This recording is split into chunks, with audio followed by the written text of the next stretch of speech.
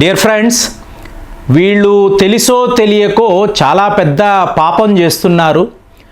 తిరుపతి లడ్డు విషయంలో అది పెద్ద ఆయనతో పెట్టుకుంటే ఎలా ఉంటుందో చాలామందికి అనుభవాలు అయ్యే ఉంటాయి. అయినా కూడా చూసారా, మీకు ఆ దుస్సాహసం, గర్వము, మాకేంటి, ఆఫ్టర్ ఆల్ వెంకటేశ్వర స్వామియే కదా అని అనుకున్న వాళ్ళు ఇట్లాంటి తప్పులు చేస్తున్నప్పుడు ఆ శిక్ష ఎలా పడుతుందో మనందరికీ బాగా తెలుసు.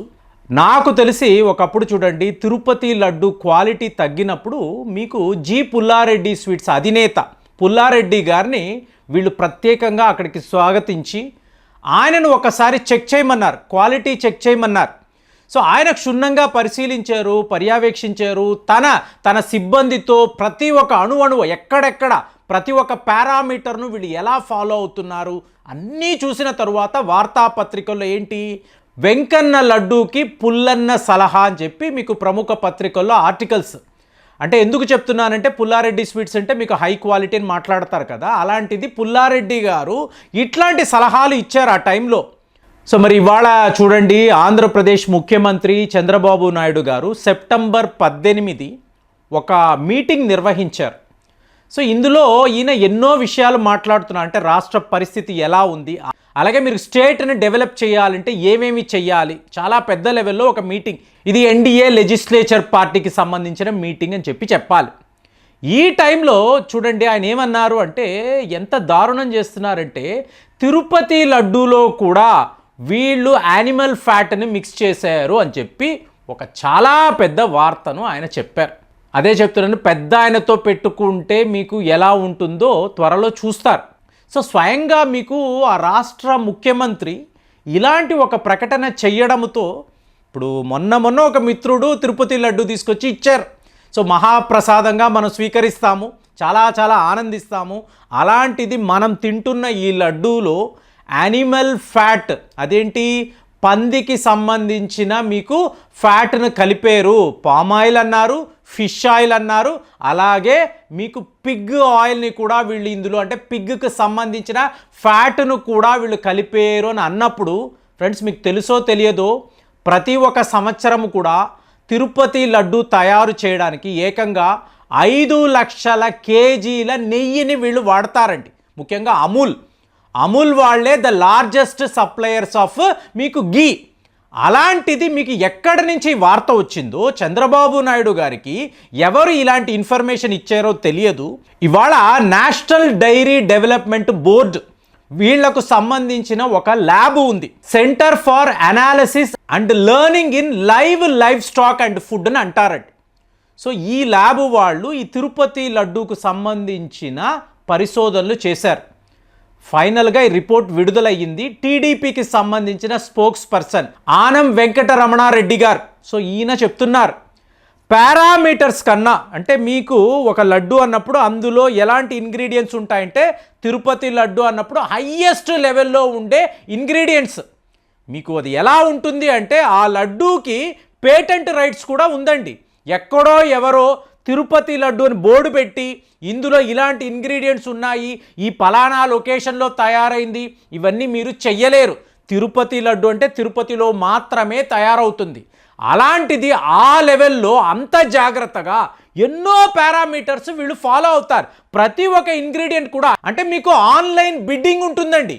అందులో best of the best quality నెయ్యి కానివ్వండి, జీడిపప్పులు, కిస్మిస్లు ఇవన్నీ వచ్చిన తరువాత క్షుణ్ణంగా పరిశీలించే వీళ్ళు తీసుకుంటారు. ఎన్నో స్టేజెస్ ఉంటాయి. మరి అలాంటప్పుడు ఈ లడ్డూలో ఏకంగా పంది మాంసాన్ని కలిపారు, మీకు చేప నూనెను కలిపారు, పామాయిల్ ఉంటుంది. ఇవన్నీ ఏంటి, ఆ రిపోర్టు చూసినప్పుడు పారామీటర్స్ అంటున్నాను కదా, దానికి మించి ఎక్కువ ఉన్నాయండి. అంటే ఆ స్పెసిఫికేషన్ ఏదైతే ఉందో, ఎంతవరకు మీరు వాడాలి, ఏ లెవెల్లో ఇంగ్రీడియంట్స్ను కలపాలి, అలా దీని టేస్ట్ స్టాండర్డ్ క్వాలిటీ ఉంటుంది. దీనికి క్షుణ్ణమైన మీకు పారామీటర్స్ వీళ్ళు పెట్టుకుంటారు. వాటిని మించి మీకు ప్రతి ఒక్క లడ్డూలో కూడా ఇలాంటి ఇంగ్రీడియంట్స్ ఉన్నట్టుగా, యానిమల్ ఫ్యాట్ ఉన్నట్టుగా, సో ఇదంతా ఆలోచిస్తూ ఉంటే మనం ఎలా ఈ లడ్డు తిన్నాము, ఎన్నేళ్ల నుంచి జరుగుతుంది? మీకు తిరుపతి లడ్డు అన్నప్పుడు ఈ ప్రసాదం ఎప్పటి నుంచండి? 1715 నుండి, అంటే ఏకంగా 300 ఏళ్లకు పైగా దీనిని ప్రసాదంగా ప్రజలు స్వీకరిస్తున్నారు. మీకు ఆ లడ్డూని తయారు చేసినప్పుడు ఫస్ట్ ఎవరికి ఇస్తారంటే ఆ వెంకటేశ్వర స్వామికి తీసుకువెళ్ళి ప్రసాదంగా ఇచ్చిన తరువాతే మీకు కామన్ మ్యాన్ దాకా వస్తుంది. మీకు ఒక 50 రూపాయలు ఒక లడ్డు అనుకోవచ్చు, ఎన్నైనా వాళ్ళు ఇవ్వచ్చు. కానీ ఈ లడ్డూకి సంబంధించి ఇలాంటి ఒక రిపోర్ట్ చంద్రబాబు నాయుడు గారు చెప్తున్నారు. దీనిని మేము గమనించామండి, ఎప్పటి నుంచో వార్తలు వింటున్నాము, ఇమీడియట్గా రెక్టిఫికేషన్ కూడా చేశాము, మళ్ళీ ఆ పాత స్టాండర్డ్స్ను తీసుకురాగలిగామని చెప్పి ఈయన చెప్తే ఇంకా వైఎస్ఆర్ పార్టీ ఆటోమేటిక్గా వాళ్ళు ఏమన్నారు, ఇది పచ్చి అబద్ధము, ఇలాంటిది జరగనే లేదు, మేము ఎలా కాంప్రమైజ్ అవుతాము, తిరుపతి లడ్డు విషయంలో కాంప్రమైజ్ అవుతారా ఎవరైనా, ఇదంతా ఒట్టి బూటకము అబద్ధాలని వాళ్ళు చెప్పారు. కానీ ల్యాబ్ రిపోర్ట్ ఇప్పుడు తప్పు చెప్పదు కదా. మరి ఇక్కడ ఒక లడ్డూలో మీకు పారామీటర్స్కి మించిన ఇంగ్రీడియంట్స్, అంటే ఒక నెయ్యి అన్నారనుకోండి, ఇంత నెయ్యి వెయ్యాలి అని ఒక లెక్క ఉంటుందండి, ఇన్ని జీడిపప్పులే వెయ్యాలి, మీకు ఇంత కిస్మిస్లు ఇంత చక్కెర వెయ్యాలని ఒక లెక్క ఉంటుందండి. లేకపోతే మీరు ఆ స్థాయిలో ప్రతిరోజు కూడా 500 కేజీల నెయ్యి వాడతారు, 750 కేజీల మీకు జీడిపప్పులు వాడతారు. ఈ లెవెల్లో ఉన్నప్పుడు ఒక లెక్క లేకుండా, ఒక పద్ధతి లేకుండా, ఒక స్టాండర్డ్ మీకు ప్రొసీజర్ లేకుండా ఈ లడ్డూలు తయారు చేయలేరు. అలాంటిది ఆ ల్యాబ్లో ఇలాంటి ఒక రిపోర్ట్, ప్రతి ఒక్క అంశము నెయ్యి అన్నారు, జీడిపప్పు అన్నారు, పామాయిల్ అన్నారు, అలాగే ఇందులో ఫిష్ ఆయిల్ ఉంది, మీకు పంది మాంసానికి సంబంధించిన మీకు కొవ్వు ఉంది. ఇదంతా ఎలా వచ్చింది? ఎగ్జాక్ట్లీ ఆ ల్యాబ్ రిపోర్ట్ ఆయన ఓపెన్గా చూపించి ఈసారి మేము రెక్టిఫై చేయగలిగామండి, ఫ్యూచర్లో ఇలా జరగకుండా జాగ్రత్తలు తీసుకోవాలని చెప్పి. అంటే ఆన్లైన్ బిడ్డింగ్ అన్నప్పుడు మీకు అమూల్ వాళ్ళు ఒక్కళ్ళు కాదు కదండి, చుట్టుపక్కల ఉండేవాళ్ళు చాలా క్వాలిటీగా నెయ్యి ఇవ్వాలి, పాలు ఇవ్వాలి, జీడిపప్పులు ఇవ్వాలి అనుకునే ఎంతోమంది వ్యాపారవేత్తలు ఉంటారు. సో వీళ్ళందరూ కూడా మీ దగ్గరకు వస్తారు, బిడ్డింగ్లోకి వస్తారు, వాళ్ళు గెలుస్తారు, వాళ్ళు సప్లైస్ చేస్తారు. కానీ ఇందులో ఇలాంటి అవకతవకలు ఎక్కడో వీళ్ళు నాకు తెలుసు కాబట్టి, వాళ్ళు ఇచ్చారు కాబట్టి, పలానా అధికారిని మేనేజ్ చేసేసని చెప్పి ఏకంగా మీరు తిరుపతి లడ్డూతో ఇలాంటి ఆటలు ఆడారు అనుకోండి, పెద్ద ఆయనతో ఇలాంటి గేమ్స్ ఆడినప్పుడు ఎవరైతే తప్పు చేశారో, ఎక్కడి నుంచి ఆరిజిన్, ఈ తప్పు అనేది ఎక్కడి నుంచి మొదలైందో వాళ్ళందరికీ కూడా పడాల్సిన శిక్ష ఖచ్చితంగా పడుతుంది.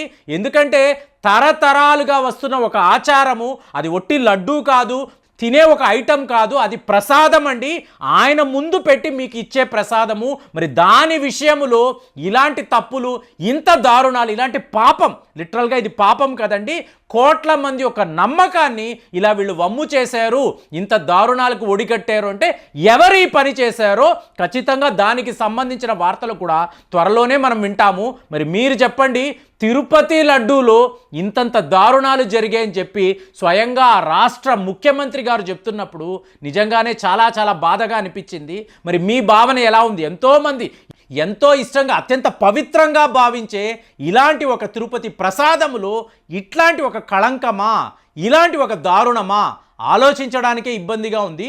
మరి ఈ వార్తలు మీరు కూడా చదివేరా, టీవీ ఛానల్స్లో చూసారా? మరి మీ మనోభావన ఎలా ఉంది? ఒక్కసారి కామెంట్స్లో తెలియజేయండి. మళ్ళీ వచ్చే వీడియోలో కలుద్దాం. జై హింద్.